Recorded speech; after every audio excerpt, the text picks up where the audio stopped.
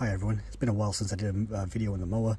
I need to cut my grass, so just thought, hey, while I'm at it, let me just make you guys a video on how to adjust the timing on your mower. So if you have a ride-on mower or any sort of small engine, you're going to have two things, a magneto and the flywheel itself. Now what this does is it uses magnetism every time it rotates.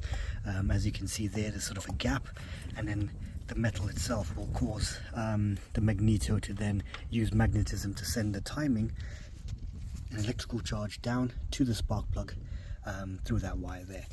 Now to get this right, you're going to have to look it up on your engine. Now my particular engine, it's the gap is 0.10. I'm going to use my feeler gauge here, which I've got, insert that into the gap and then adjust. As you can see, the gapping is quite out on this one here, so I'm going to adjust this so it's correct for my particular engine, and then hopefully that will get it running a lot better. So what you want to do is loosen these two bolts, so one there and one there. I've had to replace mine just because that one just got stripped out and it was no longer making contact with the threads, so I had to put in something a little bit larger, hence why my timing is slightly out, and I need to correct that on there.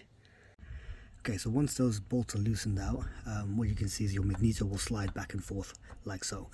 So what we want to do is we want to put the feeler gauge, make sure you've got the right one, and then insert that into the gap there, and then you want to push the magneto against it and tighten it up. So that's it, tightened up, and as you can see, feeler gauge can go in, slight bit of resistance, but it's not super tight on there, and then that's your gapping done. So now I haven't showed you guys the engine running, so please forgive me, it does surge a little bit because it does need adjustment. It actually has a crack inside of the carburetor itself where it picks up the fuel from in the sort of bowl. So I do need to get that changed out, but it does run, it still drives, but obviously just forgive the surging on there.